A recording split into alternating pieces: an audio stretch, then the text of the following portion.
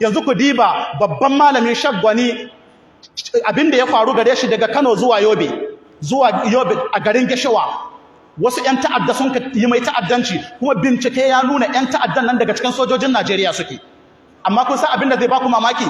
wannan abin gaban zai tahiya saboda yanzu arewa bamu da wani wakili wanda ka iya wakiltar mu duk wani sanata da kun ka gani duk wani dan majalisa kai ne yake wakilta haka dai ko ba haka ba ina sarakunan mu yanzu don Allah ina kungiyoyin da suke magana a madadin addinin musulunci ina JNI ina Nakwami ina Yangu Muslim ina kungiyoyin kare hakkin bil adam yanzu jinin wannan bawan Allah ya tahi ga banza ku diba soja na ya rage mu hanya kuma soja cikin sojojin Najeriya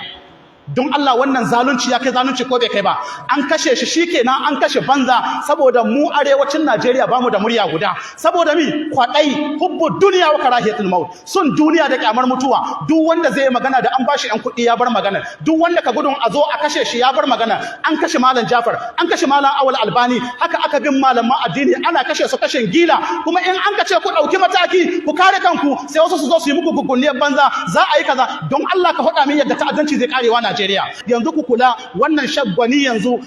don Allah kashin da an kai mai da wani malamin Kiristana an ka samu ya bi hanya an ka samu wani soja musulmi ya kashe shi da yanzu har rum an ji wannan maganar haka ne ko ba haka ba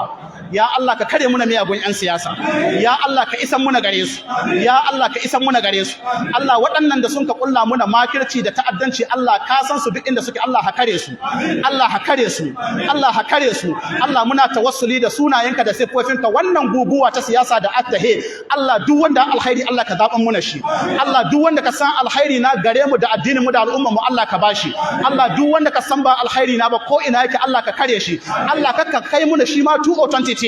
Allah ka hin 2023 Allah ka kare muna shi ya zama tarihi subhanakallahumma wa bihamdika ashhadu an la ilaha illa anta astaghfiruka wa atubu ilayk